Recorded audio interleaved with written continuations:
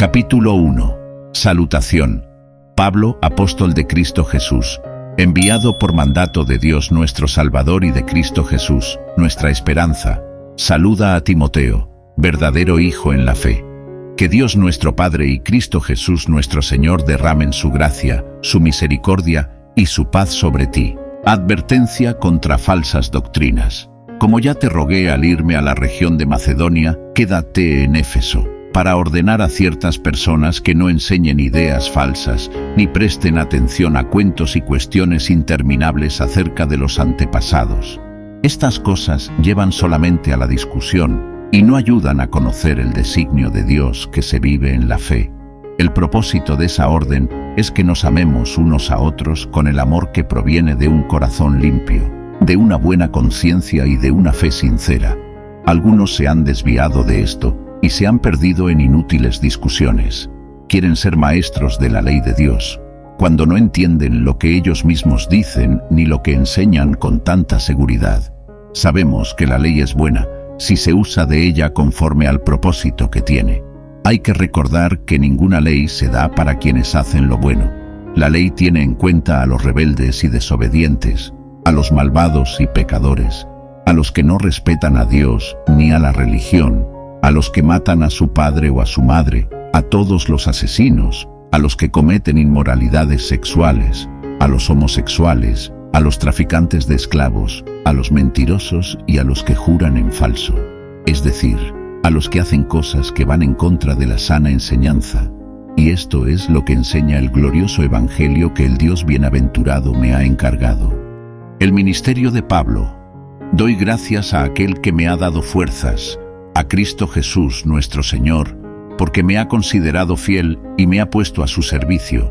A pesar de que yo antes decía cosas ofensivas contra él, lo perseguía y lo insultaba.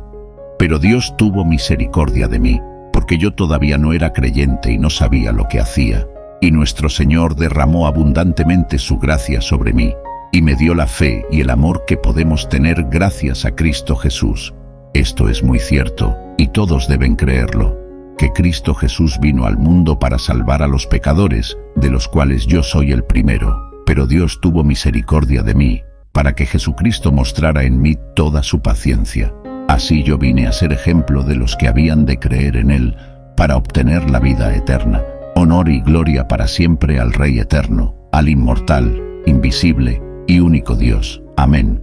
Timoteo, hijo mío, te doy este encargo para que pelees la buena batalla con fe y buena conciencia, conforme a las palabras proféticas pronunciadas anteriormente sobre ti.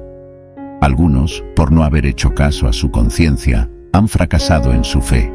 Esto les ha pasado a Himeneo y Alejandro, a quienes he entregado a Satanás para que aprendan a no decir cosas ofensivas contra Dios. Capítulo 2.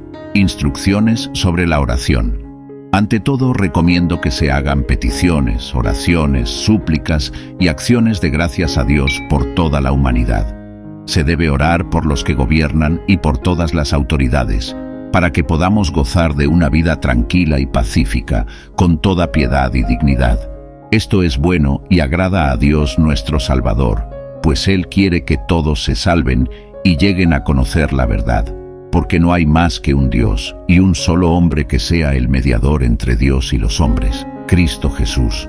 Porque Él se entregó a la muerte como rescate por la salvación de todos y como testimonio dado por Él a su debido tiempo. Para anunciar esto, yo he sido nombrado mensajero y apóstol, y se me ha encargado que enseñe acerca de la fe y de la verdad a los que no son judíos. Lo que digo es cierto, no miento. Así pues, quiero que los hombres oren en todas partes, y que eleven sus manos a Dios con pureza de corazón y sin enojos ni discusiones.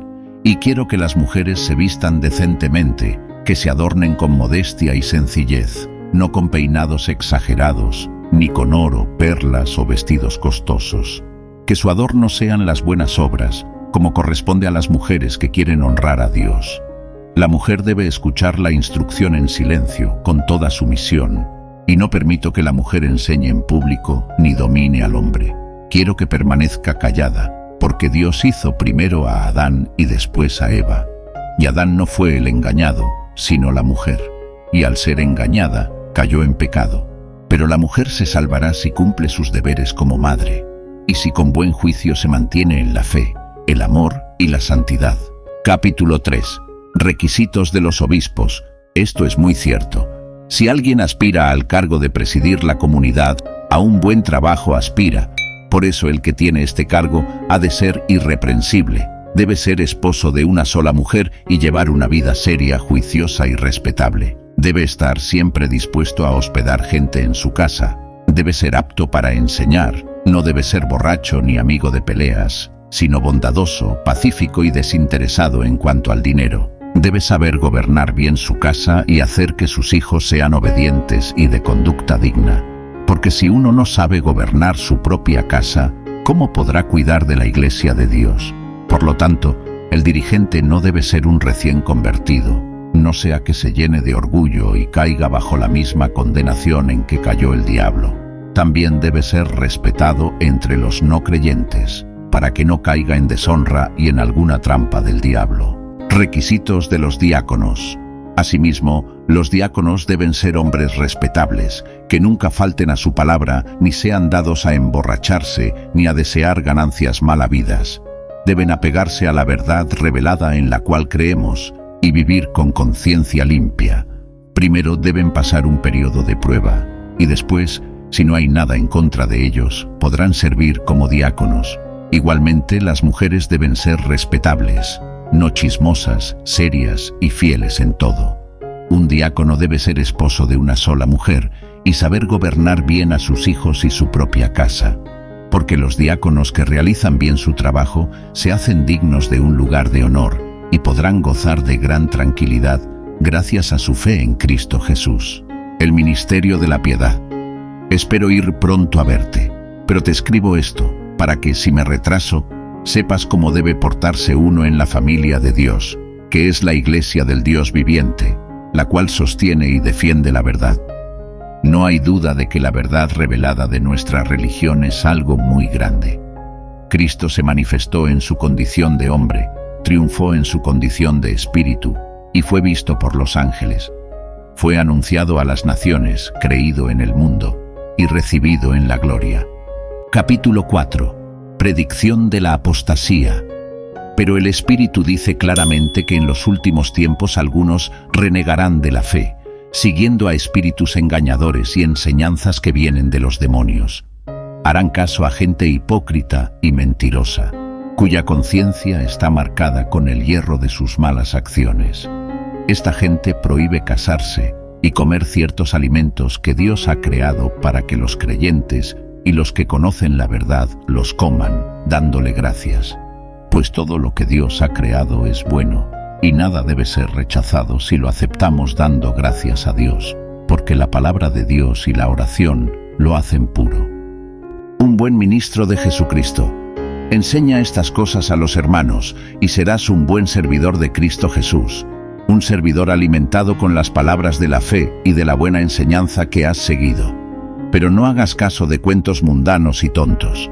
Ejercítate en la piedad, pues aunque el ejercicio físico sirve para algo, la piedad es útil para todo, porque tiene promesas de vida para el presente y para el futuro. Esto es muy cierto, y todos deben creerlo.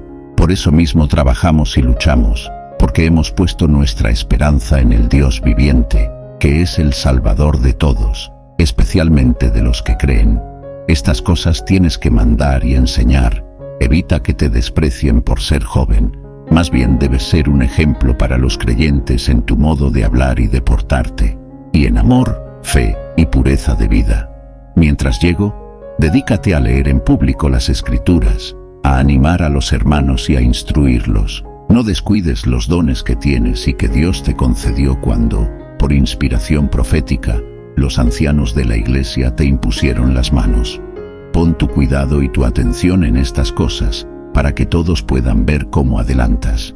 Ten cuidado de ti mismo y de lo que enseñas a otros, y sigue firme en todo. Si lo haces así, te salvarás a ti mismo y salvarás también a los que te escuchan. Capítulo 5. Deberes hacia los demás. No trates con dureza al anciano. Al contrario, aconséjalo como si fuera tu padre, y trata a los jóvenes como si fueran tus hermanos. A las ancianas, trátalas como a tu propia madre, y a las jóvenes, como si fueran tus hermanas, con toda pureza. Ayuda a las viudas que no tengan a quien recurrir. Pero si una viuda tiene hijos o nietos, ellos son quienes primero deben aprender a cumplir sus obligaciones con los de su propia familia y a corresponder al amor de sus padres, porque esto agrada a Dios. La verdadera viuda, la que se ha quedado sola, pone su esperanza en Dios y no deja de rogar, orando día y noche. Pero la viuda que se entrega al placer está muerta en vida. Mándales también estas cosas para que sean irreprensibles, pues quien no se preocupa de los suyos, y sobre todo de los de su propia familia, ha negado la fe y es peor que los que no creen. En la lista de las viudas deben estar únicamente las que tengan más de 60 años y no hayan tenido sino un solo esposo. Deben ser conocidas por sus buenas acciones, por haber criado bien a sus hijos, por haber recibido bien a los que llegan a su casa, por haber lavado los pies a los del pueblo santo y haber ayudado a los que sufren. En fin, por haberse dedicado a hacer toda clase de obras buenas. Pero no pongas en la lista a viudas de menos edad, porque cuando sus propios deseos las apartan de Cristo, quieren casarse de nuevo y resultan culpables de haber faltado a su compromiso. Además andan de casa en casa y se vuelven perezosas. Y no solo perezosas, sino también chismosas, metiéndose en todo y diciendo cosas que no convienen. Por eso quiero que las viudas jóvenes se casen, que tengan hijos, que sean amas de casa y que no den lugar a las críticas del enemigo, pues algunas viudas ya se han apartado y han seguido a Satanás. Si alguna mujer creyente tiene viudas en su familia, debe ayudarlas para que no sean una carga para la iglesia. Así la iglesia podrá ayudar a las viudas que de veras no tengan a quien recurrir. Los ancianos que gobiernan bien la iglesia deben ser doblemente apreciados, especialmente los que se dedican a predicar y enseñar, pues la Escritura dice: no le pongas bozal al buey que trilla, y también, el trabajador tiene derecho a su paga. No hagas caso de acusaciones contra un anciano, si no están apoyadas por 2 o 3 testigos. A los que siguen pecando, debes reprenderlos delante de todos, para que los demás tengan temor. Te encargo delante de Dios, de Jesucristo y de los ángeles escogidos, que sigas estas reglas sin hacer discriminaciones ni tener preferencias. No impongas las manos a nadie sin haberlo pensado bien, para no hacerte cómplice de los pecados de otros. Consérvate limpio de todo mal, puesto que a menudo estás enfermo del estómago. No bebas agua sola, sino bebe también un poco de vino. Los pecados de algunos se ven claramente antes del juicio, pero en otros casos solo se ven después. Del mismo modo, las obras buenas se ven claramente, y las que no son buenas no podrán quedar siempre escondidas. Capítulo 6. Los que están sometidos a esclavitud deben considerar a sus amos como dignos de todo respeto, para que no se hable mal del nombre de Dios ni de nuestra enseñanza. Y si algunos tienen amos creyentes, que no dejen de respetarlos por ser sus hermanos en la fe. Al contrario, deben servirlos mejor todavía, porque los que reciben sus buenos servicios son creyentes y hermanos amados. Enseña y predica esto. Piedad y contentamiento. Si alguien enseña ideas extrañas y no está de acuerdo con la sana enseñanza de nuestro Señor Jesucristo, ni con lo que enseña nuestra religión, es un orgulloso que no sabe nada. Discutir es en él como una enfermedad, y de ahí vienen envidias, discordias, insultos, desconfianzas y peleas sin fin entre gente que tiene la mente pervertida y no conoce la verdad, y que toma la religión por una fuente de riqueza. Y claro está que la religión es una fuente de gran riqueza, pero solo para el que se contenta con lo que tiene, porque nada trajimos a este mundo y nada podremos llevarnos. Si tenemos qué comer y con qué vestirnos, ya nos podemos dar por satisfechos. En cambio, los que quieren hacerse ricos caen en la tentación como en una trampa, y se ven asaltados por muchos deseos insensatos y perjudiciales, que hunden a los hombres en la ruina y la condenación, porque el amor al dinero es raíz de toda clase de males, y hay quienes por codicia se han desviado de la fe y se han causado terribles sufrimientos. La buena batalla de la fe. Pero tú, hombre de Dios, huye de todo esto.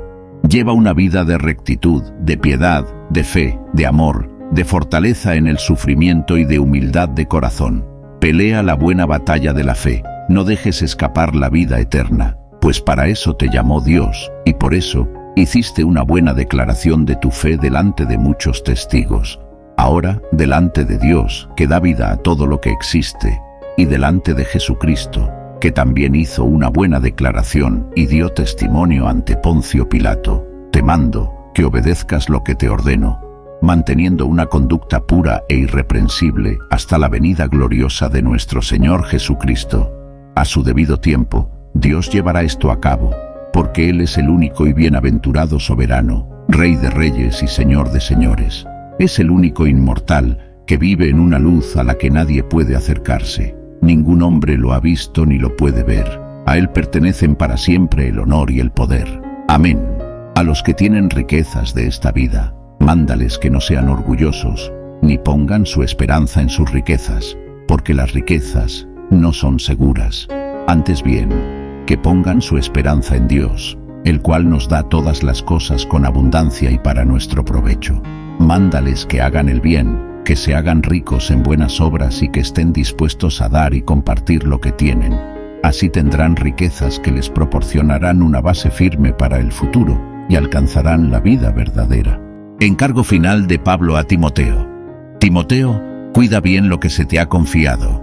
No escuches palabrerías mundanas y vacías, ni los argumentos que opone el falsamente llamado conocimiento de la verdad, pues algunos que profesan esa clase de conocimiento se han desviado de la fe. Que el Señor derrame su gracia sobre ustedes.